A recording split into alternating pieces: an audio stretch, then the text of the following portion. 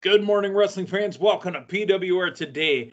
It is Thursday morning. It is July 1, 2021. The man they call Meathead, Matthew Thomas, again for a Thursday morning. Matthew, what is it like to spend all this time during the week with the man they call Meathead? Well, I feel like we're having some really good bonding moments here, and we're really getting to know each other. And yeah, I think it's very productive. And I'm glad we're on PWR today, and not see if we were on PWR tomorrow, then that would be the show that we do in the future, right? Right. In the year 3000. Exactly. No, this is a nice little lengthy tenure. It's like you and I are taking what did Gilligan do? Did he take a 3-hour tour? We're kind of like on a 3-hour tour. A 3-hour tour. All right. You know what? I'm happy to be the Mary Ann to your Ginger. Yes, my drapes do match the carpet. Let's speak about stuff that matches you. That's the question to that's the answer to everybody's pressing question. Yeah. The question to everybody's answer is, where do I get the latest and greatest in wrestling street fashion? Matthew, what's the answer? Do I have to phrase it in the form of a question like on Jeopardy? So if that's the case, I will say, what is collarandelbowbrand.com? And then I would answer myself and say, it's a wonderful website for you to buy the latest and greatest fashions for all of your clothing needs. And you can also save money, Matthew. Oh, can you really? I like saving money. How shall I go about such a thing? Well, Matthew, you enter in promo code Linda K, LINDAKAY at checkout at CHECKOUT and save MONEY. Oh, yeah. Wow. Okay. Well, hey, it's not like we're going to go down 7-0 and score 15 runs in the rest of the game and come back and win. We're going to talk about a little wrestling action tonight. This morning. Matthew, let's talk first some news. There is a new trailer out for the latest WWE icons that we hadn't seen yet, but it is now out there. The trailer for Lex Luger's WWE Icons episode is out there, and it's not Dark Side of the Ring, but it feels a little dark. So, well, maybe the answer to that is you just get some lights in the trailer. And, I don't know if we're talking about a single wide or double wide or what kind of trailer, but if it's dark, you put lights in it. Duh. Okay. But this feels like it might not be WWE's wheelhouse. This feels like it'd be Vice's wheelhouse. Yeah. However, we're going to see it on Icons. No, I look forward to seeing what they do. You and I were talking about off the air. The interesting thing about Luger is so much of his career was outside of WWF. I mean, you're really talking about a small run in the mid-90s right there, if memory serves me correctly. So what kind of treatment is a WWF-produced product? I mean, you got to think a lot of it. And is it going to be positive, or is it going to focus on the negative? A lot of it is going to be, it's going to have to be oriented on Luger's non-WWF years. So what I can't imagine that, so far the icon pieces, I mean, they don't come across as negative. I'd be surprised if it took a sharp turn in that direction with this. But yeah, I guess we'll find out on Sunday. Couple quotes from it, and this is just from the trailer. Luger saying that, the old saying, too much time, too much money.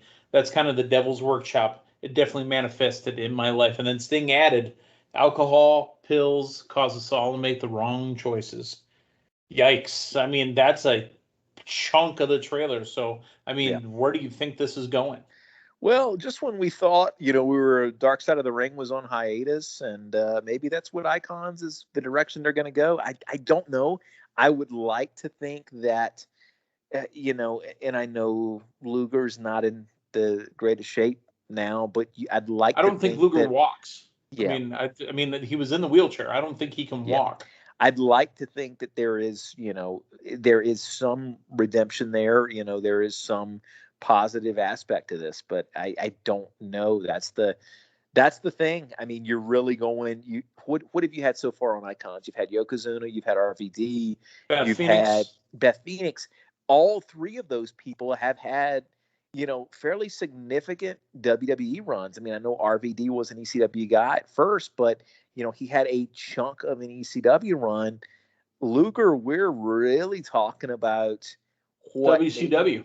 We're yeah, talking about Horsemen. We're talking about the total package. yeah. And so the WWE treatment on Luger is going to be interesting. There's only one more to come up in season 1 of Icons, and that's going to be the British Bulldog. And now, with us having the Dark Side of the Ring on the Dynamite Kid, we get to see it from the other side.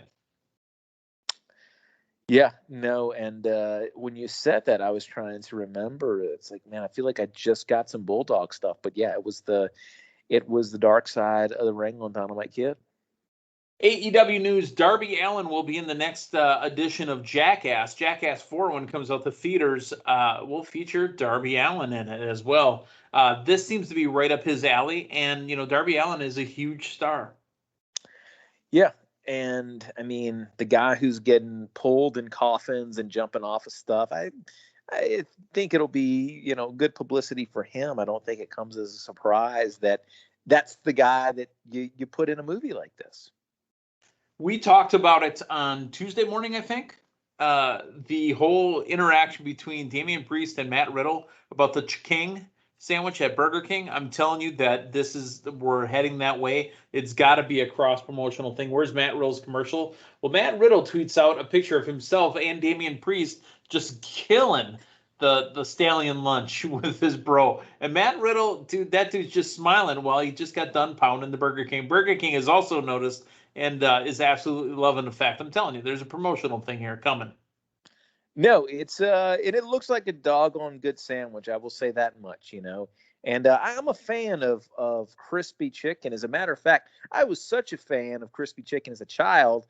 I recruited various grandparents. I know one great grandparent to actually pick the crispy skin off of the chicken and give me just the crispy skin, because you were a childhood Cartman. That was Matthew's favorite part. Oh, yeah. Oh, you were in the medicinal marijuana episode. That was you. Man, you were snorting lines of mashed potatoes. But you know what? It's been a while since I've actually eaten like proper fried chicken. I mean, I don't have a chicken tender or fried chicken on a chicken sandwich. I mean, come on, you're from below the Mason-Dixon line. You've eaten fried chicken recently. But I don't like messing with the bones, man. The bones are messy. But if I could recruit somebody to pick the the skin off of that, dude, I can devour some chicken skin. I just don't like the mess of the bones and stuff. Boy. But yeah, just give me some chicken skin, man, and I'm good. Let's just get away from Matthew talking about how he doesn't want the bone in his mouth, and let's talk about AEW rankings for this week. The number one contender on the men's side, and we'll talk about it with Dynamite from last night, is the Hangman, Adam Page. He is 11-1. Number 2 contender is still Orange Cassidy, but he got knocked the F out and knocked the F out of Matthew Thomas's team. Number 3, the aforementioned Darby Allin. Jungle Boy, after losing last Saturday, falls to number 4 at 92. Making his way to number 5 is Matt Sydal with the champion Kenny Omega and the TNT champion Miro. Interesting. I still have a little bit of a hard time with the logic, with Miro being undefeated, and yeah, it's hard for me to imagine that Miro is far as down as he is, but it's professional wrestling. Women's rankings. Dr. Britt Baker, DMD, is still a champion at 11-1. The number 1 contender, Nyla Rose, and again, we'll talk about her interaction with Britt Baker and DMD. Number 2 is Tay Conte, 17-3. We haven't seen Thunder Rosa in a while, but she's still ranked number 3 for some reason at 16-2. Number 4, Chris Statlander at 9-0, and number 5, Hikaru Shida at 6-1. And then finally, the tag teams, the Young Bucks with that glorious facial hair are 8-0 as a tag team in 2021. The number 1 contenders for the tag teams is the Varsity Blondes, 15-4. The Acclaimed, 13-3. Yow. Number 3 is FTR at 5-0. Number 4 is Private Party from the Matt Hardy or the Matt family office, 6-1. And then the 5th ranked Santana and Ortiz are 5-2. Matthew Thomas, last night on Dynamite, we had the opening match. It was Eddie Kingston and Penta El Zero Miedo taking on the champions, the Young Bucks. If they win, they will get a title shot against the Young Bucks. The Bucks came out with some glorious facial hair. Yeah, I guess pretty much the entirety of the Elite that we saw last night. That was some elite grooming. Have apparently grown a lot of facial hair since Saturday.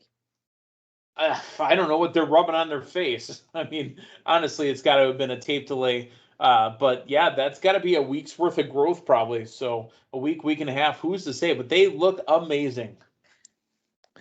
Yeah, and this was an eliminator match, which I'm not generally a fan of non-title matches, more especially not non-title matches where you actually have the champions lose. But I like the fact that AEW does have this, mean something in the fact that look, if you beat us, then we'll give you a title shot. Yeah, and the typical formula that we've seen in recent years in WWE is, we're just going to have this team wrestle the champions. Oh my goodness, surprise, surprise, they beat them. That might put them in contention. So still not necessarily a fan of this formula, but within in AEW, Matthew, wins and losses matter. Yeah, and within the context, knowing going in, and my understanding, although it necessarily hasn't been explained, but I would assume with an eliminator match like this, you're beat by the champions, you go to the back of the line would be kind of what I'm reading into it. So, it worked. It was a good match to start the show off with, and I think they made the right choice making this the opening match. In a singles match, Jack Evans takes on Jungle Boy. Now, Jack Evans had attacked after last Saturday's Dynamite. Really, this Jack Evans, Jungle Boy thing, again, coming off that match. But Jungle Boy still getting the rub, if you will, from Christian. Luchasaurus and Marco Stunt are back as well. So they've got Jungle Boy's back, and now they've got Christian's back. What this is doing is really kind of putting over the Matt Hardy, the Hardy family office stuff with Christian. Because, with Jericho on commentary yelling out, this is probably going back since the days of the TLC. It's Hardy and Christian, and they're building towards a big match. What I liked here was the fact that, you got Luchasaurus and Marco Stunt, but you got him before and you got him after. You had Jack Perry out there wrestling as a singles star. You did not have that visual that I feel like has held him back, that you've seen in so many matches where you've got Luchasaurus and Marco Stunt out there as cheerleaders. You were actually able to focus on Jungle Boy in ring here. I think this is a really, really good place for him. And let me go back to the backstage promo here. Luchasaurus, I've never quite fully gotten it. Here's what I like, and here's what I think we need to see more of. Luchasaurus having his educated dinosaur discussion with Christian. I like that. I actually like hearing Luchasaurus talk and actually embracing the fact that he's a dinosaur. I think we need more of that as opposed to just Luchasaurus walking around in a dinosaur mask. Let me hear this guy talk about, being a dinosaur and the misconceptions that people have about dinosaurs. I think there's something there. So I got a much better connection last night than I've ever had with Luchasaurus before. Okay. Matthew Thomas connected to Luchasaurus. Shivani interviewing the world champion Kenny Omega with more glorious facial hair. He had a Lemmy/Triple H type beard going on where, they've got facial hair all up and down the sides of their face, around the mustache, but where they're stuffing the donuts in there, that part is nice and shaved clean. So Omega makes up a bunch of questions that, Tony allegedly asked him in the background. Here's what we've been talking about, and we mentioned this last week. Kenny Omega needs a challenger. He said, I've beaten everybody. There's nobody here. I'm going to leave. And out comes the Dark Order. The Dark Order spoke up for Hangman Adam Page. Omega says he's not going to appreciate that. And, that's kind of where we were at. Yeah. We believe the Dark Order will have some sort of thing to do with getting Page pushed out in front of Omega and cost him a little bit until it's that big pay-per-view match. Matthew, how do you see the rest of this going? Got mixed feelings here when Dark Order came out initially, my first thought was, oh, we're getting this now, huh? And then when there's no Page, I kind of like the idea that it's being teased and, we're going to have this. We're going to have this gradual build. I was a little surprised and, dare I say, a little bit disappointed to actually see Page's interaction with the Dark Order backstage. In a lot of ways, I think they should have just left it and let us not see Page for several weeks or so, and let us have all the talk. Well, that's not going to happen. Page is a star. He's going to be on TV. You're going back on the road. I get that, but I don't know, the backstage interaction. It just it surprised me, and I don't know. I don't know how soon we're going to get it, and I don't know. I wonder now, after seeing this, man, are we going a route where you have Page hesitant for some reason, whether it's a self-confidence issue or what? And we can't have that. Not wrestling. I can't have that. Let me ask you this. Is it ultimately -1 that talks him into challenging for the title? Sure. Yeah. I mean, I don't. Why do you want -1 to say, do it for my dad? Yeah, and that's the thing. And I think that because that takes away from Adam Page. Yep. And there's a chance they booked themselves into a corner here. And I like. No, this can be solved, Matthew. This can be solved right here. Push Adam Page away from the Dark Order. Yeah, and that's my concern. It's been fun and it's been happy, and you've had them go much closer now since the Dark Order has been this face stable. But you're right. I think that there is. You need to get out of it in some kind of clean way, because Page is that single star by himself without a doubt. And how do we get there clean is the question. Miro took on Brian Pillman Jr. for the TNT Championship. I don't think there was any doubt that it was going to be Miro retaining and going over Brian Pillman. Taz cut a promo as well, saying that Team Taz is not in complete form at the moment, and this promo was with Hook and with Powerhouse Hobbs.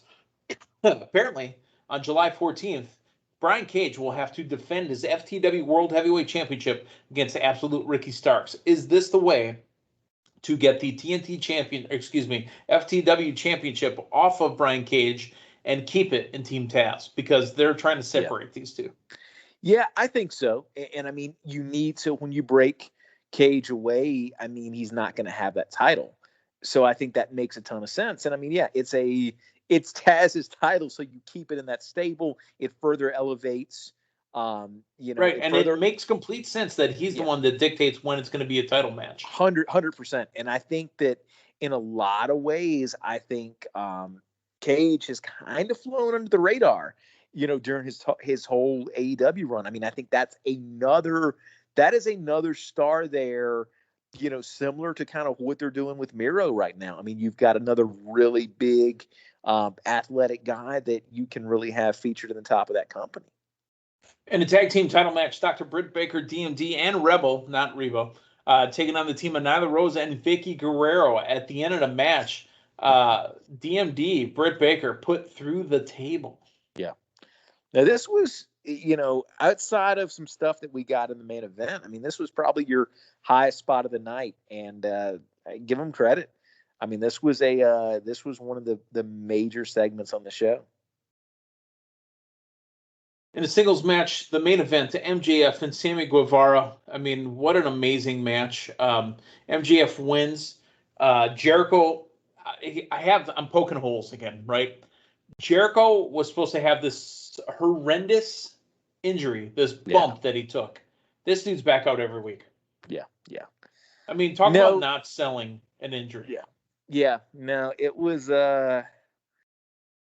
one of those things where it shows you where you're at wrestling psychology wise. I mean, several decades ago, somebody would take a pile driver and be out for the better part of a year. Right. And that's where we're at now. But my goodness, AEW, I was watching this main event and I was trying to think the last time WWE had two young stars that were elevated to this degree on a main event on a show that meant as much as this did. And it wasn't for a title, it wasn't for a stipulation. These were two guys that have been, tagged as the future of the company ever since AEW has been conceived. And we really got a lot of their story kind of coming to a head last night. And, I think AEW is doing so many things right. And one of those things that they're doing is we've got such well-built main events on a weekly basis that, again, not for a title, not for any type of stipulation, but just two guys who have been booked similarly that people want to see get together and have this match. And we got that last night, and it absolutely delivered. This match ended with about 4 minutes left to go to the top of the hour. And I thought to myself, boy, that's kind of early. I wonder what's going to happen. And we got a promo package that I didn't know I wanted. And it was beautiful. And I almost got a little misty-eyed just watching it, because what they did is they said goodbye to the fans of Jacksonville, to everybody at Daly's Place, for covering them during the COVID era. No, without a doubt, it was a very well done package. And by far and away, my favorite part was when we actually started to see the fans back in the arena, when we got that whole narrative of, and it was, part of it, a lot of it was hard for me to watch. The empty arena, Brody Lee, and then you got it felt like a light switch turning on. It was a love letter is what it was. Yeah. And, I think you can't say enough about AEW and about WWE, Impact, all these companies who have not missed a beat during all of this, who have kept on running on a weekly basis through all of this, through whatever limitations they had to work with. And I mean, they have provided that source of entertainment that, throughout the last year and a half have really helped people feel some degree of normalcy sitting in their homes. And I don't think that, you can't say enough and thank them enough. So for the Road Rager coming up next week, they are going to the road. They are finally leaving, and that's why we got this. That was the coup de grace for Daly's Place. They are done. Put it down. We got the announcement of next week's shows. AEW World Tag Team Championship match, the Bucks taking on Eddie Kingston and Penta El Zero Miedo. Trios Tag Team match, FTR and Wardlow with Tully Blanchard taking on Hager, Ortiz, and Santana with Conan. Mixed Tag Team match, Chris Statlander and Orange Cassidy against the Bunny and the Blade. A South Beach strap match, Cody Rhodes and QT Marshall making his in-ring debut in AEW against Matt Sydal. It's Andrade El Idolo and Chris Jericho and MJF will have a standoff where MJF will announce his stipulations. Whew, that's a big one. You know what? And I mean, going back to last night's show, and you've got some matches that are lower profile than the other matches, but my goodness, like every match and every segment on an AEW show right now means something. And that's taken a couple years to do. But here we are. No, and it was not like this from the start. This has not been a show without filler, but my goodness, less than 2 years in, these guys are hitting on most of their cylinders. Most of them, not all of them. To close out the show, we were told that there's nothing better than a live WWE Dynamite show. Can you agree? Do you disagree with that? I mean, a WWE Dynamite show, I don't necessarily know what it will entail. I'm assuming it's some type of supercard, but I'm all for it, man. We need Shivani to jump in and go, we gotta go, we're out of time. We need to see them folding the chairs and go, we gotta go, we're out of time. We gotta get out of this building. The rent's done. We gotta go. Oh, my goodness. Oh, JR. Oh, my goodness. I'm not mad. I'm not going to make fun of it. I mean, but I'm going to make a little fun of it. But, I mean, it happens. Yeah. Yeah. And, when it was just, oh, my goodness. Yeah. I guess my initial reaction is I feel bad because, he's he's mad at himself. Oh, he's mad at himself the second that the mic went off. Oh, yeah. He knows he did it, and he's kicking himself. You know that. You know Tony Khan, everybody there knows he's got an absolute, he's an absolute legend where it's more endearing than anything else at this juncture. But my goodness, it's not the first time. Yeah, he's unhappy with himself. And it's like I said it once about Jon Moxley being the WWE champion. Yeah. So, but you know what? In a lot of ways, man, that's the go home line from the Jacksonville run. Man, I'm fine with it. It's fun to just goof on it a little bit. You're hoping that it's taken in stride. He makes fun of himself next week and then moves on. Yeah. No, absolutely. And that's all you can do. I mean, what was the line that Jericho had earlier in the night where he said it's like JR when he was a referee back in the 70s? Something like that. I don't remember what it was, but holy smokes. All right. Well, that is PWR Today for Thursday. It's July 1st. Matthew Thomas, we are just 3 weeks away from getting some White Castle in the house. I am ready. That's right. As long as you don't blow yourself up with fireworks over the holiday.